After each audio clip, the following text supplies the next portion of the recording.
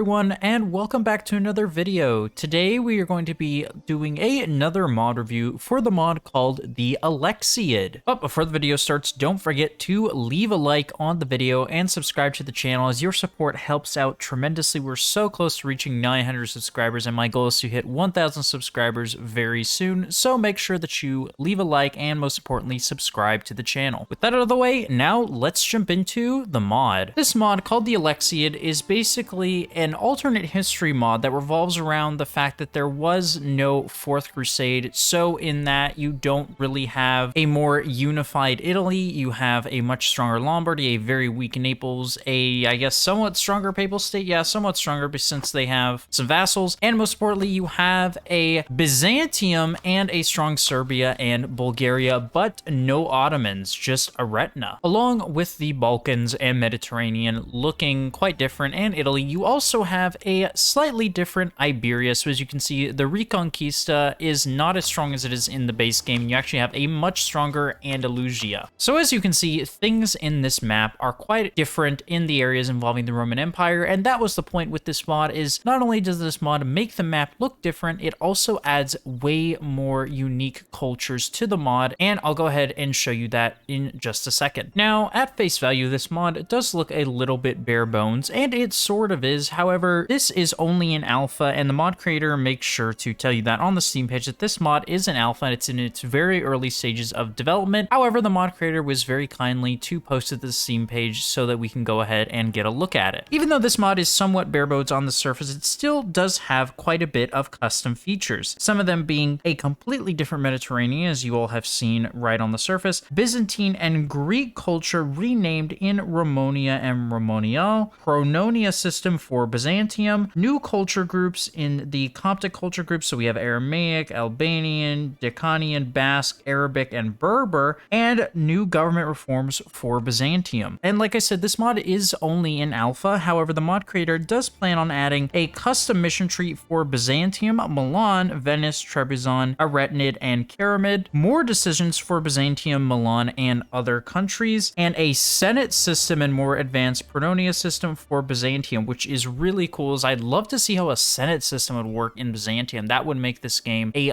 lot more in-depth. So here we are in Byzantium, or Romania, and as you can see, the mission tree is basically the same as in the base game. In fact, we can actually complete this mission here since we technically done it. But one thing the mod creator has added, which is quite nice, is having cores on all of these provinces into Bulgaria and into Serbia, so that you can very easily attack these enemies and deal with them very quickly. I'm not going to mention India or China or any of the SEP lands, as the mod creator has not touched anything here. They have pretty much only just touched stuff in the Balkans, in the Mediterranean, Italy, and in Iberia, so do keep that in mind. Going over to the religion map mode, as you can see, things are relatively the same in the Balkans. All these provinces are Orthodox. However, going into Anatolia, we of course have more Orthodox provinces, which makes sense since these are ruled by Byzantium, but we also have these Orthodox provinces in Aretina, which is really cool. Now, where things really change in this mod and really shine is the cultures. The cultures have been completely revamped to become much more historically accurate. So as you can see, we have Romay, we have these cultures here in Trebizond, the Pontic cultures, even Gothic related to the Byzantine culture, and we even have these Byzantines over here, remnants of some kind of Greek population, along with the Orthodox provinces in Aretina. So that is really cool. One of the things that I thought was really cool as well is the Aramaic provinces. This is not obviously a culture that is in the base game, and I love that the mod creator was able to add that, as you did have Aramaic peoples around this time, and especially during this time that this mod is based off of, even if it is some kind of alternative history mod. And what I love to see these mods do is group Turkish with, of course, the rest of the steppe nomad cultures. That is really good to see, as that makes it way more enjoyable and honestly just way more historically accurate. Of course, the base game can't really do that, as it weakens the Ottomans, if you didn't know. The reason that the devs in base game EU4 have the Turkish cultures the same as the cultures around here is because otherwise it would severely nerf the Ottomans. But of course, we all know historically that the Turkish culture was related to the other culture groups around here in the steppe land. We even have some Assyrian provinces here which are related to the Aramaic provinces, which I find to be really cool. Going over to Egypt, you can see things religiously are somewhat the same. However, you have way more Coptic provinces. Along with having way more Coptic provinces, you also have the new cultures added to Egypt, which are only exclusive in these select provinces here, which of course represent the Coptic minority that existed in Egypt. Going over to North Africa, of course, things religiously are pretty much the same. I don't think there's even more Ibadi religious provinces, doesn't look like it. However, things that are different are the cultures. This mod does a fantastic job with the cultures. I keep saying that I know, but they really did do a fantastic job adding all of these unique cultures to the mod group. It really makes the game feel a lot more alive and a lot more dynamic. So as you can see here, we have Berber, which is the new one. We also have some Tunisian mix in there as well. It is really nice to see much more Berber provinces. And as you can see, Berber is actually in a separate culture group here of its own, separate from Algerian and Moroccan, who are all related to each other: Algerian, Tunisian, and Moroccan, and Andalusian, which is really cool to see as well. Thankfully, this mod has preserved our beloved Sus nation. I don't know what I could do without Sus, to be honest. Going over to Iberia, as you can see, things are quite a bit different. We have a much bigger Andalusia, and we actually have Castile, who starts off with Aragon as a junior partner of Castile, and we have Portugal, who still exists, but they're allied to England like in the base game. Religiously speaking, it is all the same. However, culturally speaking, we do have a separate culture group, namely the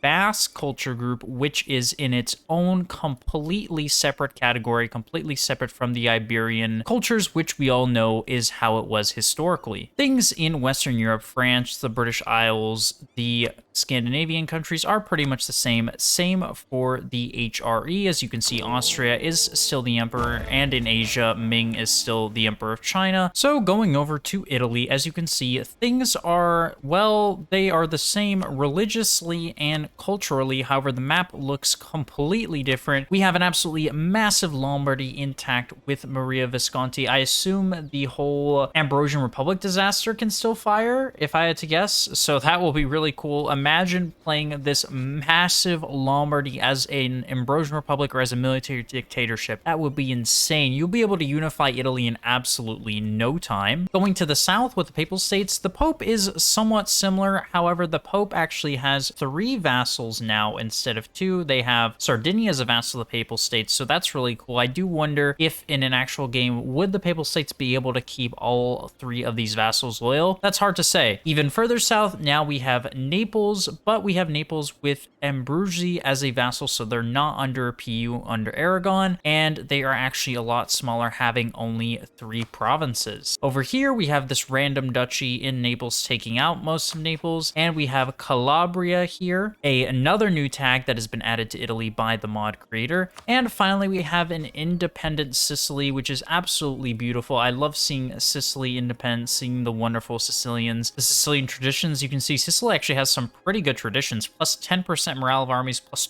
20% national manpower modifier. Very powerful nation in and of itself. And we have an independent Sardinia, which I just mentioned. They're a vassal of the Pope, and Andalusia actually owns a portion of Sardinia, which is really nice to see. And this has been a quick mod review for the mod called the Alexiad. I wanted to look at this mod. Again, it is not a very in-depth mod. It is still in the alpha phase, like the mod creator has said. So when you are judging it, do give it a little bit of slack for its lack of features, as again, it's in alpha, so there is a lot that the mod creator wants to add. However, I did see this recommended to me on my Steam page, so I did want to check it out as it looks really cool. Anything that makes Byzantium more powerful and more interesting, I love, as those mods are typically really well made, and I always like looking at well-made mods, and this was no exception. It doesn't have a lot of features, but again, it's in alpha, so do keep that in mind. Let me know in the comments if you would like me to come and revisit this mod, as I'm sure the mod creator is probably working on some stuff to make the mod compatible for 1.35, and I'm sure they're working on adding stuff. I will leave the mod linked in the description down below so you can install it for yourself and maybe even do a playthrough. I mean, it works, it just doesn't have a ton of features, but those those are being added very soon. So let me know in the comments below, do you want me to check out this mod once it's more fleshed out? Because I definitely would like to, but let me know if you'd all like to see that. But for now, thank you very much for watching. Don't forget to leave a like on the video and subscribe to the channel, as I'm trying to hit 1K subscribers as soon as possible, and I know with your support we can definitely make that happen. So thank you very much for watching, and I'll see you next time.